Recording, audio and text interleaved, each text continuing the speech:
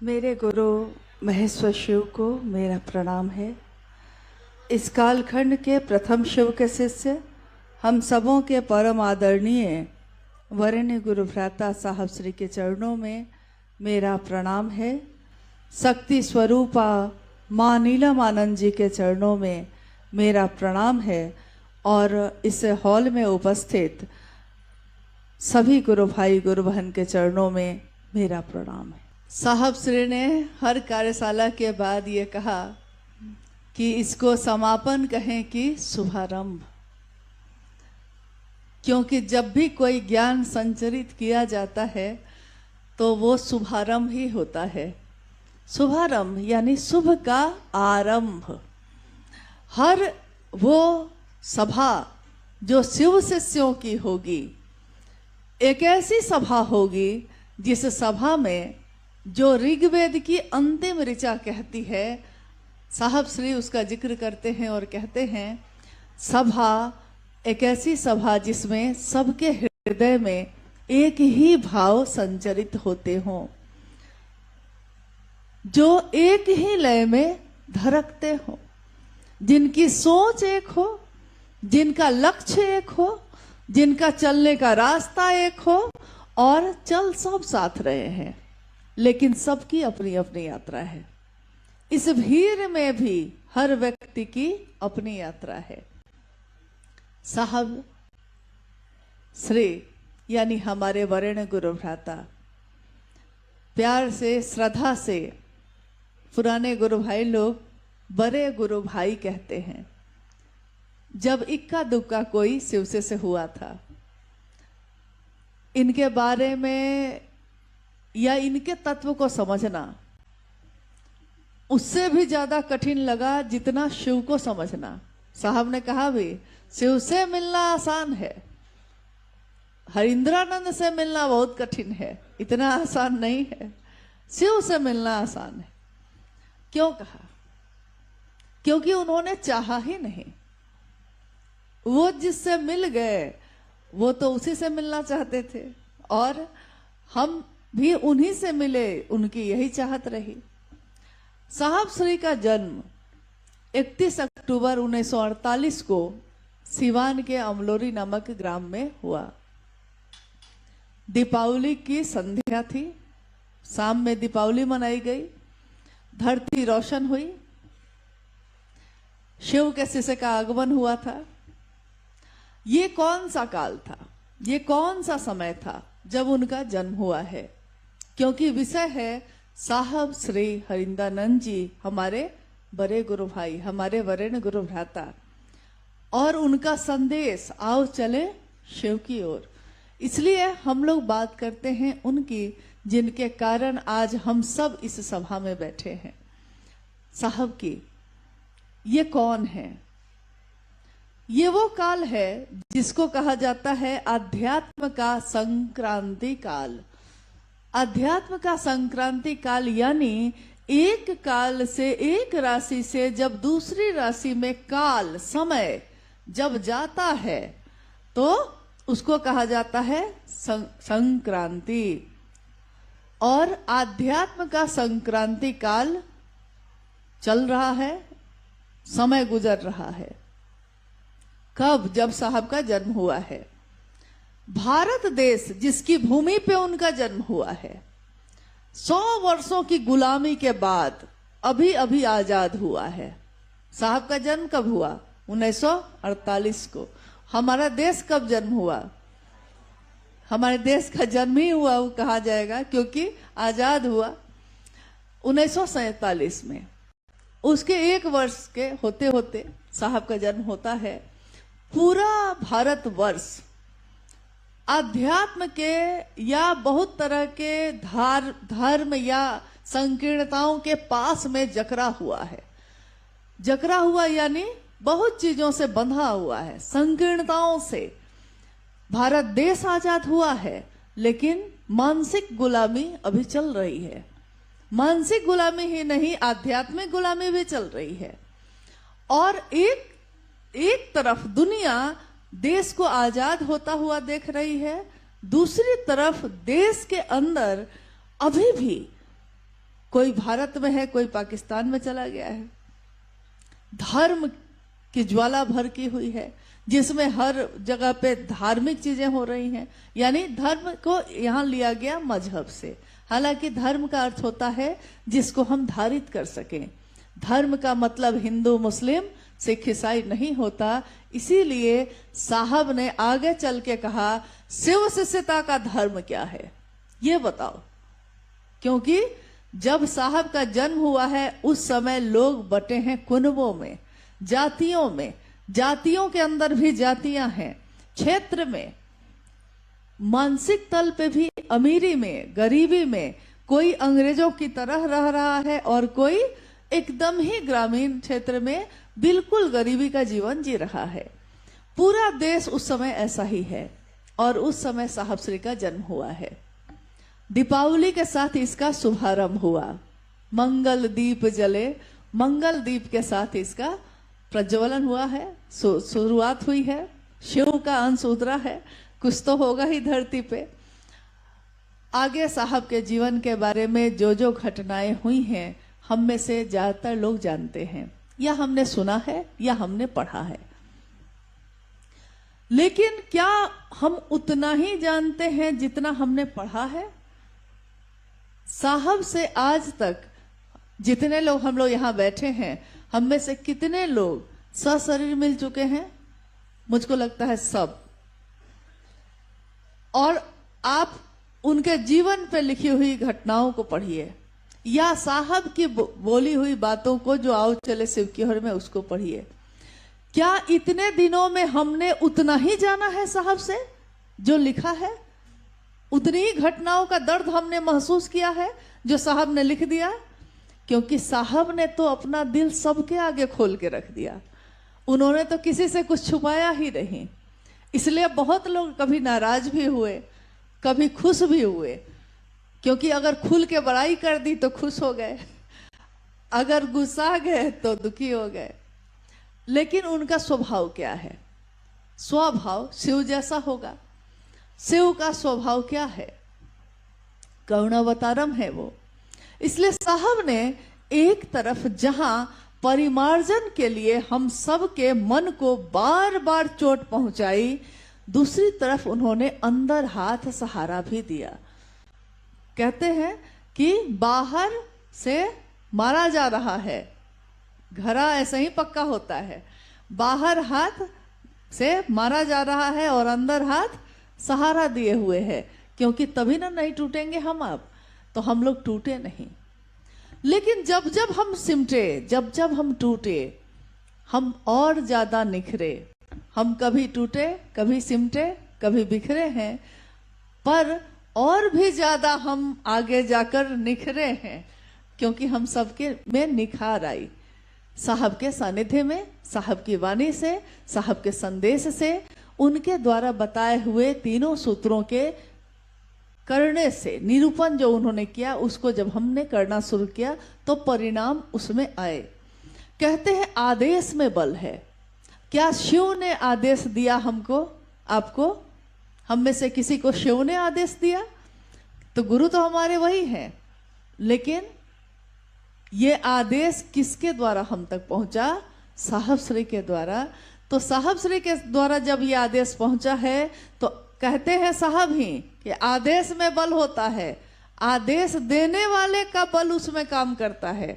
उसी में उन्होंने एक घटना सुनाई थी कि कोलकाता में एक तालाब में लोग, कीचड़ बहुत हो गया था, पानी हुआ, लेकिन उसमें लोग कचरा, कूड़ा कचरा रखने लगे। वहाँ के स्थानीय लोगों ने काफ़ी मना किया, लेकिन नहीं माने।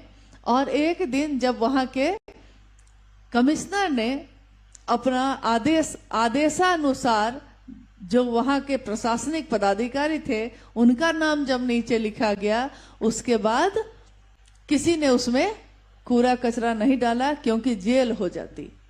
आदेश में बल होता है, कौन बोलता है।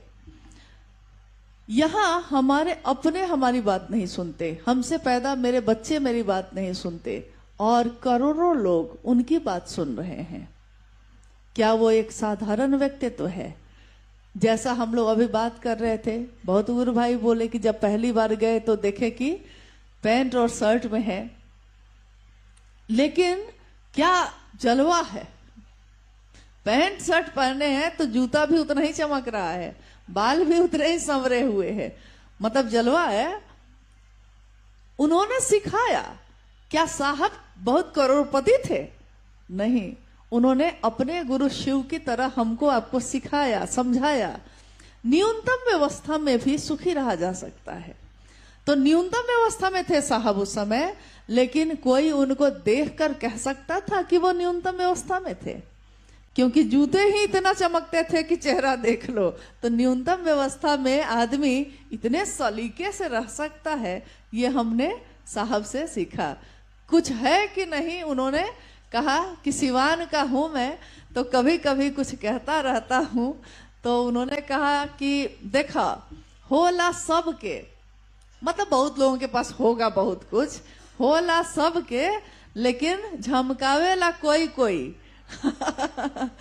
तो महादेव सबके पास होंगे, लेकिन मेरे पास जो है तो हम झमकाते हैं, हम दिखाते हैं, महादेव मेरे गुरु हैं। एक तरफ बिल्कुल शिव जैसा ही है। शिव और शक्ति की परिकल्पना हमने जिस तरह की है, शिव अपनी शक्ति से जाने जाते हैं, शक्ति शिव का प्रकटीकरण है। यहां साहब और दीदी के बारे में हम बात कर रहे हैं, तो साहब की शक्ति दिख रही है दीदी, और दीदी प्रकट हो रही है साहब के द्वारा, लेकिन दीदी मिलवा रही हैं साहब से। वो खुद कह रही हैं, जैसा अभी मोनू भैया ने कहा ना कि हम लोग कम लोग उस समय भजन गायक थे, तो साहब ने कहा कि हाँ कुछ भजन बना लो। तो ये 373 की घटना है, यही सीडी 373 में रांची में, जहां हम लोग रह रहे थे उस समय। तो माँ अपने भजन की डायरी लेके बैठती थी, और हम लोग जो जो सुर था हम लोगों का, उसी सुर में सुर मिला लेते थे और गाते रहते थे। उसी में दीदी ने जब एक दिन वो गा रही थी दोपहर में, साहेब यो आहा छी परम दयालु, तो मैं भी उनके साथ गा रही थी। और साहब का प्रवेश होता है उसी समय कार्यालय से। दोपहर में अचानक वो आ जाते हैं घर कि दोपहर का भोजन घर पे करेंगे। देखते हैं कि माँ तो गा रही हैं, वही हम लोग इतना तेज में गा रहे थे कि सोचे नहीं ना कि साहब हैं। हम लोग को तो लगा कि वो तो कार्यालय में है, तो पूरा सुर में गा रहे थे। वो जो अहाते में आए उनको स्वर वहीं सुनाई दे गया। तो अचानक साहब अंदर प्रवेश किए, और उन्होंने कहा, उनको देखते ही हम लोग का स्विच ऑफ हो गया, बंद हो गए। साहब ने कहा कि नीलम, साहब तो महादेव को कहते हैं। तो माँ कहती हैं कि मैं भी तो साहब मतलब महादेव के लिए ही गा रही हूं, मतलब मैं भी साहब कह के महादेव के लिए ही तो गा रही हूं। साहब बोले हाँ यही कह रहा था मैं कि साहब कौन है यहाँ, यहाँ कोई दूसरा साहब नहीं है, यहाँ महादेव ही साहब हैं। कह के साहब अपना बैठे हैं, भोजन किए, चले गए। बाद में जब साहब चले गए तब मैंने माँ से पूछा कि सही में माँ आप साहब महादेव के लिए गा रही हैं? तो माँ ने कहा कि मुझको महादेव में और इनमें कोई अंतर नहीं दिखता। तो मैं जब भी गाती हूं मेरे लिए दोनों एक ही सत्ता है। देखिए ये कौन बोल रहा है, ये क्या पत्नी बोल रही है? क्योंकि साहब के अनेक रूप हैं, साहब के अनेक रूपों में पति का रूप भी है। तो यहां मां पत्नी है, क्या मां पत्नी के रूप में ये बात बोल रही है? ये वाक्य तो ये नहीं बताता है। ये वाक्य बताता है कि मां नीलम आनंद एक शिव के शिष्या उस शिव के शिष्य के सानिध्य में है जिसका सीधे जुड़ाव शिव से है। इसलिए उन्होंने जितना साहब को देखा है, जाना है, हमारे आपके लिए असंभव है। तो उस रूप को जानकर वो ये बात कह रही हैं। इसीलिए जब शिव के शिष्य साहब के कार्यालय चले जाने के बाद, साहब के जाने के बाद माँ के पास बैठते तो वो रोते तो माँ भी रोती, क्योंकि ममतामयी थी। तो ममतामयी माँ तो रोने पे बच्चे रोएंगे तो हमारे लिए हम सब उनके बच्चे ही हैं। हमारी उम्र चाहे जो हो, धरती पे हमारी उम्र चाहे जो हो, आप 100 साल के भी हो जाएंगे तब भी साहब और दीदी के लिए तो बच्चे ही हैं। कोई एक जगह है जहां हमको लगता है कि हम सबका बचपन है, हम सबके ऊपर कोई है, हम अनाथ नहीं हैं, हमारे नाथ है कोई। हाँ, जेकर नाथ भोले नाथ ऊ अनाथ कैसे होई तो है। वरण गुरु भ्राता साहब श्री के जीवन की बहुत सारी घटनाएं हमको ये बताती हैं, दिखाती हैं कि वो जो सिर्फ दिख रहे हैं उतने भर नहीं हैं। उनके पीछे का जो रूप है, जो स्वरूप है उनका, उसको दुनिया ने जाना ही नहीं। इसीलिए इतने ऊंचे पे जाके, शिव शिष्यता के चरम पे जाकर भी उनका व्यवहार, उनकी बोली, उनका आचरण सब बिल्कुल सामान्य, अति सामान्य है। साहब ने कहा शिव भी तो अति सामान्य है, क्योंकि शिव अपने गणों से जाना जाता है। अन्य देवी देवताओं के दास होते हैं, लेकिन शिव के गण होते हैं। लोग कहते हैं कि हम आपके दास हैं, महादेव गले लगा के कहते हैं तुम तो मित्र हो, मतलब गण हो, मेरे आदमी हो ना, हम लोग आदमी हैं। इसीलिए उन्होंने कहा कि बनना है तो महादेव का आदमी बनो, बनना ही है तो महादेव का बनिए, और चमचागिरी ही करनी है तो सबसे ऊपर वाले का करिए, नीचे वाले का करने से तो कोई फायदा नहीं है। जैसे मेरा नाम, भैया लोगों ने मेरा नाम रखा था बेलचा। बेलचा मतलब क्या होता है? चमचा मतलब, चम्मच मतलब छोटा वाला, चमचा उससे थोड़ा सा बड़ा होता है, इसलिए चमचा थोड़ा विशिष्ट होता है। लेकिन बेलचा जो होता है तो हाँ, मेरे सामने कोई बात होती तो कहते कि इसको मत बताना, ये बेलचा जाके बता देगी बेलचा। लेकिन ये मेरा सौभाग्य है कि किसी ने बेलचा बनाया तो किनका बनाया? तो साहब का बनाया। साहब ने कहा, किसी ने मुझसे पूछा महादेव कैसे हैं, तो महादेव ने कहा अरे कम बात है कि तुमसे मेरा हाल पूछता है, तुम मेरे नजदीक हो तब न पूछता है। तो ये तो सौभाग्य है बहुत बड़ा। खैर, तो वरण गुरु भ्राता की इन बातों में या इन 3 सूत्रों में जो सामान्यतः हम आप करते रहते हैं और हमको लगता है कि ये तो बहुत आसान बात है, परंतु यह आसान बात नहीं है। विज्ञान जिन चीजों की खोज करता है, योग जिसका प्रयोग करके आंतरिक परिवर्तन की बात करता है, ऐक्य सुनिश्चित करने की बात करता है, शिव के शिष्य तीनों सूत्रों को बस करते हैं, सामान्य तरीके से करते हैं, लेकिन उनका पूरा का पूरा आंतर परिवर्तित हो जाता है। ये विज्ञान भी न खोज सकेगा कि ये कैसे होता है। हमारी आंखों के सामने हमारा बच्चा अनायास बड़ा हो जाता है, युवा हो जाता है, हमारी आंखों के सामने होता है, लेकिन हम देख नहीं पाते और हम कहते हैं कि मेरी आंखों के सामने बड़ा हुआ है। आपने कब देखा कि वो बड़ा हुआ? कोई पौधा हमने लगाया है, विशाल हो गया, हमारे आंगन में हमारी आंखों के सामने हुआ था, लेकिन इन आंखों से हम नहीं देख सके। ठीक वैसे ही साहब का सानिध्य हमको शिव जैसा कर रहा है, करता चला जा रहा है, बहुत तेज गति से कर रहा है। ये आंतरिक परिवर्तन जिसको हम कहते हैं इनर ट्रांसफॉर्मेशन, अंदर का परिवर्तन कब हो गया, कैसे हो गया, हम जान ही नहीं सके। अब मेरा मुझ में कुछ है ही नहीं, जो है सो उनका ही प्रवेश कर गया है। अब हमारा आपका अंदर कुछ है नहीं, इसलिए आपकी सोच पे भी नियंत्रण उन्हीं का है। हमारी आपकी सोच पे किसका नियंत्रण होता है? हम जो सोचते हैं वो कर पाते हैं। नियंत्रण किसका चल रहा है? जो वो चाहते हैं वो करवाते हैं। हम आप करना चाहते हैं, हम कर पाते हैं, जो उनकी इच्छा होगी वही वो करवाते हैं।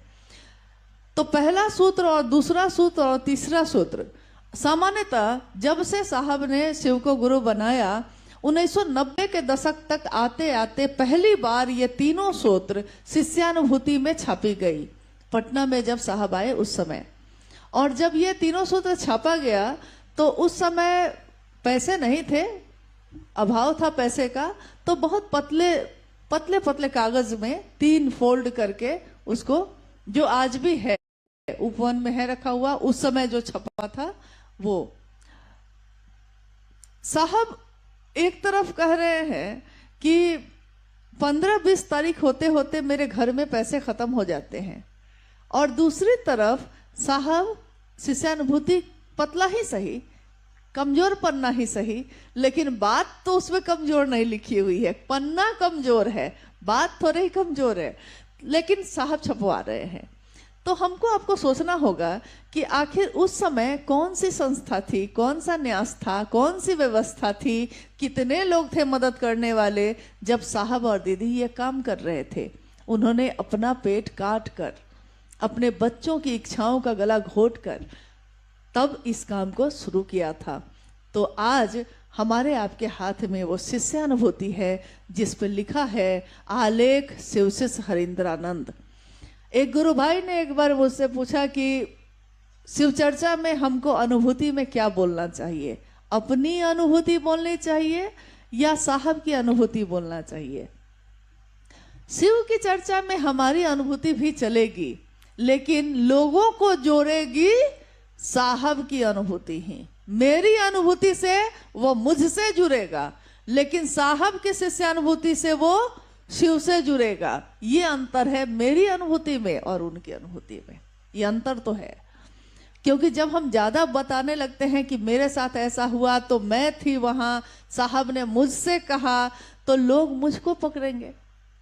और आज सामान्यतः बहुत लोग ऐसा कर रहे हैं, जो कह रहे हैं जो बात साहब ने कही भी नहीं होगी उनको, वो भी आज वो कह रहे हैं कि हमको, हम ही थे बस और कोई नहीं था वहां, बस साहब थे और हम थे, और साहब ने मुझसे कहा तो मैंने साहब से कहा। और आज तक मैंने अपनी आंखों से कभी नहीं देखा कि साहब हो और सिर्फ कोई एक ही हो, ऐसा तो हुआ ही नहीं कभी। साहब से बात करनी है तो भीड़ में करिए, अकेले में वो सिर्फ महादेव से ही मिलते हैं, अकेले में वो और किसी से नहीं मिलते। खैर, तो साहब का ये जो तीनों सूत्रों का निरूपण है, वो आध्यात्म का गूढ़ रहस्य है, जिसको समेटे हुए है, जिसको दुनिया शायद आगे कभी इस पे रिसर्च हो, शोध हो, तो दुनिया के लोग जानेंगे, या हमारी युवा पीढ़ी इस पे वैज्ञानिक दृष्टिकोण से भी देखना शुरू करेगी। अध्यात्म विज्ञान नहीं होता, आध्यात्म के अंदर विज्ञान होता है, लेकिन विज्ञान के अंदर आध्यात्म नहीं होता। अध्यात्म की ऐसी बहुत सारी बातें जो आज भी रहस्य है, लोग समझ नहीं सके। उसमें एक रहस्य ये भी है कि मन ही मन शिव से दया मांगना शिव का शिष्य कैसे बना सकता है, बनाता है। मन शिव की परिधि में बंध जाए, परिधि मतलब घेरा में हो जाए, ये दूसरा सूत्र कैसे करता है। शिव चर्चा, शिव की चर्चा जब हम आप करते हैं, शिव चर्चा ध्यान की अनुपम विधि है। ये कैसे होता है? क्योंकि ध्यान की अनुपम विधि कहा गया इसको। ध्यान के लिए आज तक लोग साधना, उपासना, मंत्रों का जप करते थे। ध्यान के लिए चर्चा यानी बोलने में ध्यान हो जाता है, ये आज तक कभी नहीं हुआ। पूरे इतिहास में आध्यात्म और धर्म की जितनी बात है, जिन जिन चीजों का प्रयोग शिव शिष्यता में हुआ, साहब के द्वारा किया गया, आज तक किसी भी आध्यात्मिक रास्ते में या धार्मिक रास्ते में इन चीजों का प्रयोग किसी ने नहीं किया। कथाओं का प्रचलन था, चर्चा का तो आज तक नहीं था।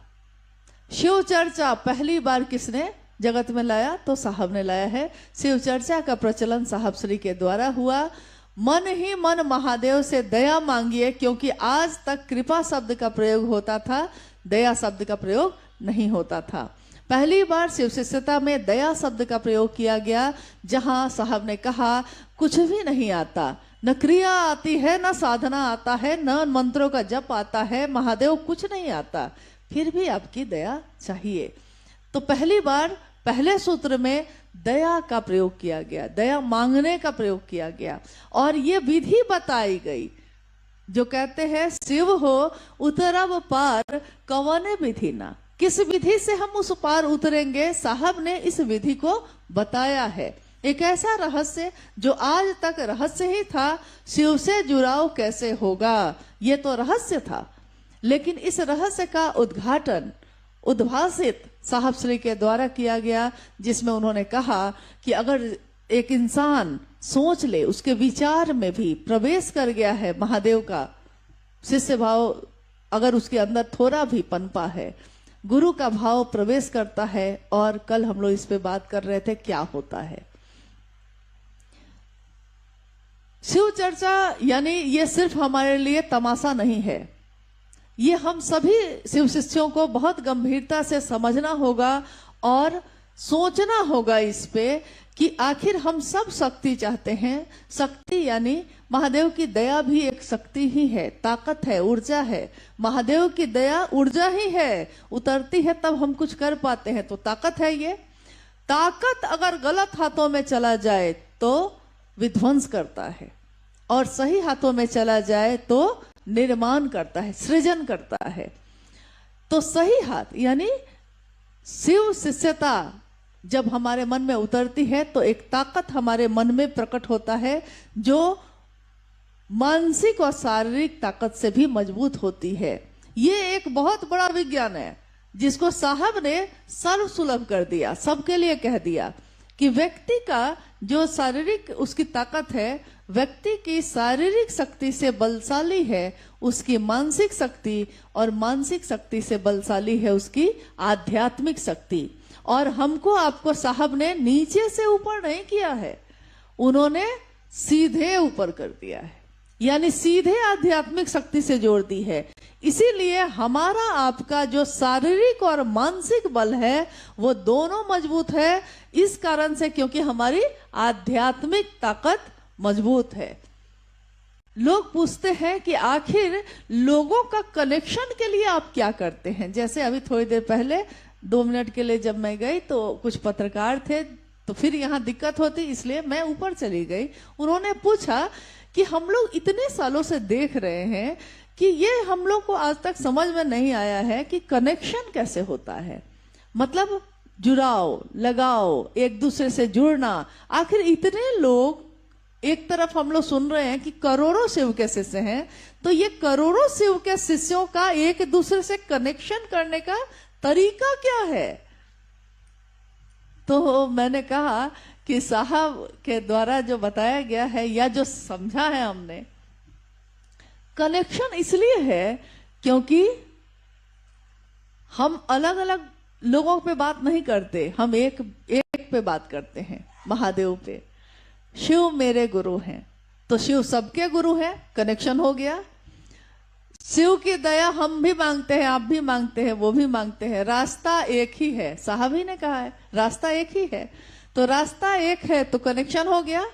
अभी सावन में कांवड़ लेके कितने लोग चल रहे होंगे, सबका एक दूसरे से कनेक्शन होता है कि नहीं। भले वो अस्थायी होता है, 3-4 दिनों के लिए होता है, लेकिन ये जीवन भर का है, क्योंकि कोई भी काम जो ईश्वर प्राप्ति के लिए होता है वो जीवन भर के लिए होता है, वो थोड़ी देर के लिए नहीं होता। इसीलिए तीसरा सूत्र में नमः शिवाय मंत्र का प्रयोग भी साहब श्री ने किया है ईश्वर प्राप्ति के लिए, शिव से हमारा ऐक्य सुनिश्चित हो जाए, इसके लिए। जब हम कोई मंत्र का प्रयोग करते हैं वो काल अवधि के लिए होता है। किसी की बेटी की शादी नहीं हो रही है, मंत्र का जप करने दे दिया है कोई, जब बेटी की शादी हो जाएगी उसके बाद तो आप मंत्र जप नहीं करिएगा, क्योंकि काम हो गया। किसी को संतान नहीं है, संतान हो गया तब थोड़े ही मंत्र जप करेगा, संतान हो गई, काम पूरा हो गया, यानी काल अवधि तक। लेकिन ईश्वर प्राप्ति के लिए पूरे जीवन ये करना पड़ता है। एक दिन साहब ने पूछा था ये, कब?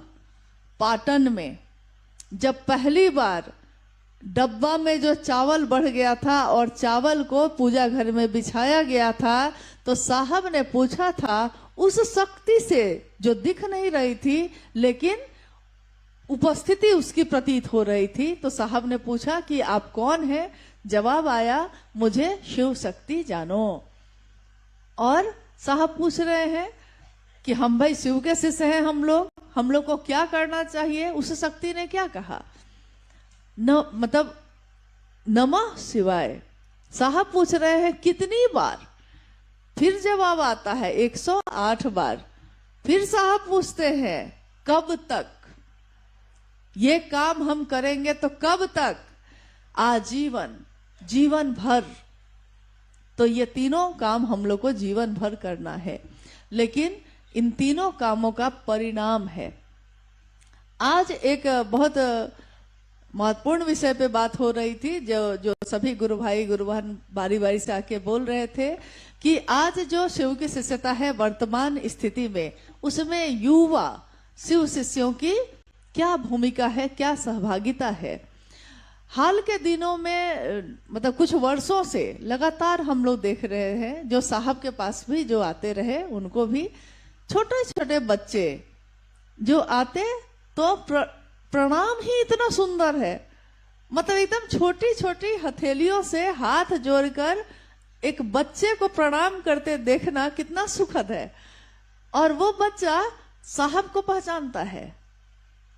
आज साहब शरीर में नहीं है, तब भी जो लोग आते हैं उपवन में तो वो बच्चे साहब और दीदी को ढूंढते हैं। हम लोग सामने बैठे हैं, लेकिन वो उनकी माँ कहती है या पिता कहते हैं कि दीदी ये साहब और दीदी से मिलने आए हैं, यानी आपने उनका कनेक्शन किया है, तभी वो मिलने आए हैं और तभी वो ढूंढ रहे हैं। एक बच्चा जो चॉकलेट खाता है, जो कहीं ऐसी जगह पे जाना नहीं चाहता, वो आता है और साहब और दीदी को ढूंढ रहा है। तो आपने उसके अंदर एक खोज पैदा कर दी ना, वो युवा हो रहा है। कुछ युवा हो गए, नौजवान हो गए। तो ऐसे बहुत सारे गुरु भाई गुरु बहन अपना काम कर रहे हैं। एक समय ऐसा था जब सिर्फ खेती करने वाले ही हम लोग सब गुरु भाई गुरु बहन थे। आज एक समय पे दुनिया आज शिव शिष्यता की इतनी तो पहुंच गई है कि मुंबई में, दिल्ली में, बेंगलोर में या बड़े बड़े आईआईटी वाले शहरों में आईआईटीएन गुरु भाई गुरु बहन वहां काम कर रहे हैं कॉरपोरेट में, और अपने गुरु की बात भी कर रहे हैं। हाथ में कंगन लेकर कंप्यूटर चला रहे हैं। ये पहले नहीं था, आज है, क्योंकि बचपन में ही उनके हाथ में ये कंगन आ गया, तो उनसे फिर छूट नहीं सका। साहब ने कहा कि पान मैंने पकड़ा था, पान को पान ने मुझको कैसे पकड़ा? मेरे तो साले साहब ने कहा कि मेहमान बाबू खाइए पान, और मैं तो पान क्या प्याज लहसुन भी नहीं खाता था। उन्होंने कहा मनातू में कि खाइए ना, एक खाइए ना। तो एक खाना शुरू किया था, 2 खाया, 3 खाया, और खाते खाते पान ही मुझको खाने लगा। अब मैं पान को नहीं खाता, पान ही मेरे साथ है। मैं थोड़े ही पान को ढूंढ रहा हूं, पान ही मुझको पकड़ लिया। तो पान अब छूट नहीं पा रहा है। महादेव से सटिए, थोड़ा नजदीक होइए, महादेव ही नहीं छोड़ेगा आपको, हमको। साहब के इस पूरे शिव शिष्यता की जो अवधारणा है, इस पूरी अवधारणा में शिव की अवधारणा, शिव शिष्यता की अवधारणा, शिव की अवधारणा तो बहुत पहले से कही गई कि किसी को पता नहीं चल सका। जिसने शिव को जैसा जाना उतना ही समझा। किसी ने शिव को उस तरफ से देखा तो शिव का वही रूप देखा, किसी ने उस तरफ से देखा तो शिव तो वही थे। देखने की जगह बदल दी आपने तो शिव का रूप भी बदल गया है। तो शिव का जो जो रूप लोगों ने देखा वो नाम दे दिया।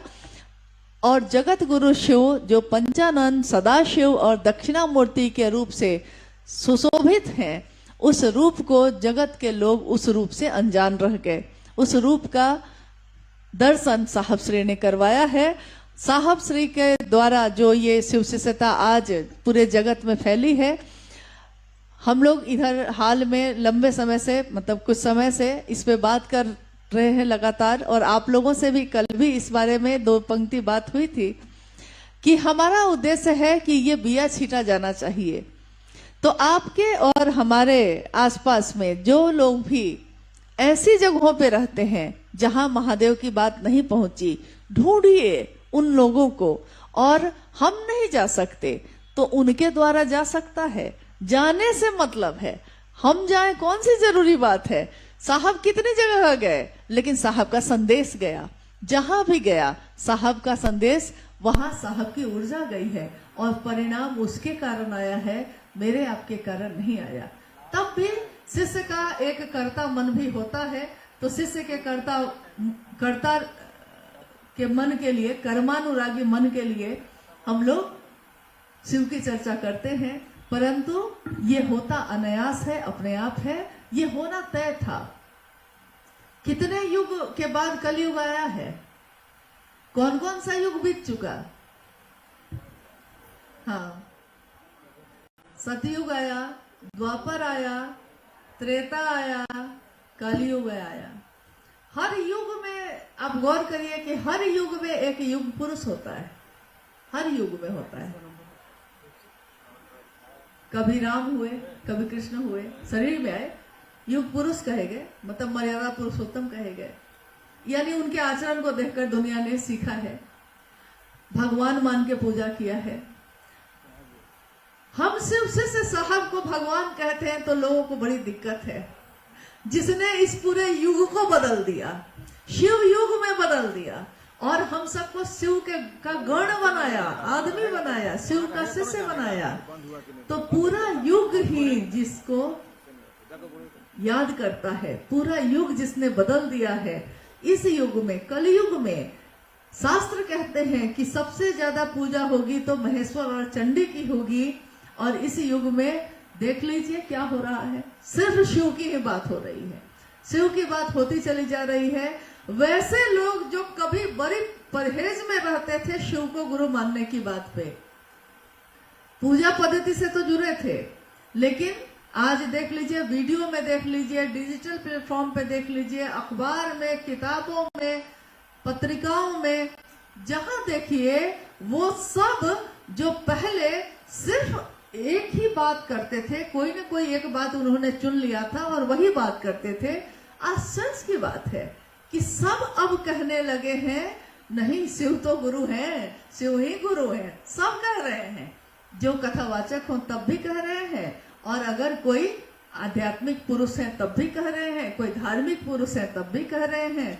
मतलब सब अब इस बात के लिए अनुकूल होते चले जा रहे हैं कि हाँ शिव तो जगत के गुरु हैं। पहले अगर हम लोग शुरू के गुरु भाई लोग को याद होगा कि पहले के समय में, प्रारंभिक समय में जब किसी से कहा जाता था तो इस बात पे तर्क लंबा चलता था कि भगवान गुरु कैसे हो सकते हैं, आप लोग तो भगवान को छोटा कर रहे हैं। लेकिन आज दुनिया के लोग कह रहे हैं शिव गुरु हैं। क्या शिव ने डिमांड किया था? शिव ने मांगा था? शिव ने तो अपना आसन कभी नहीं मांगा, उन्होंने तो अपने ससुर जी से भी नहीं मांगा था, दक्ष से भी नहीं मांगा था। शिव ने कभी मांगा नहीं। जो सबको देने वाले हैं वो क्यों मांगेंगे? हमारे साहब ने भी कब मांगा हमसे आपसे कुछ, लेकिन हमारे दिल में स्थापित हुए। एक ऐसा आसन बना शिव का जो अब किसी के हटाए नहीं हट सकता। गांव के गीतों में जब साहब और दीदी का नाम गूंजने लगा था, ये एक घटना है, बेगूसराय सदानंदपुर में संगोष्ठी हुई थी 2 दिनों की। उस समय माँ शरीर में थी, हम लोग गए थे उस कार्यक्रम में। जब लौट रहे थे हम लोग, रास्ते में कहीं पे शिव चर्चा हो रही थी, किसी जिला में शिव चर्चा हो रही थी, और उसमें गीत बज रहे थे। गीत माइक पे कोई चर्चा कर रही थी, कुछ गुरु बहनें गीत गा रही थी, और उस गीत में वो कह रही थी, साहब का नाम ले रही थी, दीदी नीलम आनंद का नाम ले रही थी। तो साहब ने हंसते हुए कहा कि जिस देश में गांव के गीतों में शिव चले गए, फिर आप उसको मिटा नहीं सकिएगा, क्योंकि अब ये संस्कृति में रच बस गए। सभ्यता मिट सकती है, संस्कृति नहीं। तो संस्कृति में तो रच बस चुके हैं शिव। अब हमको आपको बस ये करना है कि थोड़ा हम लोग अपने अपने क्षेत्र में बहुत काम हो रहा है, थोड़ा सा बाहर देखिए। इसी हॉल में आपको याद होगा कि हमने और आपने साहब श्री से एक वादा किया था। वादा ये था कि साहब अलग अलग राज्यों को हम लोग नहीं, हर जिला अलग अलग राज्य को लिया था। तो लोगों ने कहा कि गोद ले लिया है। ठीक है भाई, गोद ले लिया है तो गोद लिया है, तो गोद लिए हुए का पालन पोषण तो करना पड़ता है, लेकिन उसको अपने पीछे नहीं चलाना पड़ता है। आज इतने सालों बाद जब ये वादा साहब से किया गया, उसके इतने सालों के बाद जब हम लोग फिर से इस हॉल में बैठे हैं, तो आज याद करिए कि कितने राज्यों में, बिहार, झारखंड, बंगाल, उत्तर प्रदेश, खासकर इन 4 राज्यों के लोग अन्य सभी राज्यों में फैलते चले गए और उन्होंने किसी न किसी तरीके से महादेव की शिष्यता वहां बढ़ा दी। तो आज हम कह सकते हैं गर्व से कि संपूर्ण भारतवर्ष में हर राज्य में शिव की चर्चा हो रही है, शिव के शिष्य हैं, शिव की बात हो रही है। लेकिन नेपाल देश जो हमारा पड़ोसी देश है, नेपाल देश में भी मध्य प्रदेश में काफी दूरी तक महादेव की बात गई है, लेकिन पहाड़ी क्षेत्रों पे कुछ जगहों पे अभी भी बचा हुआ है।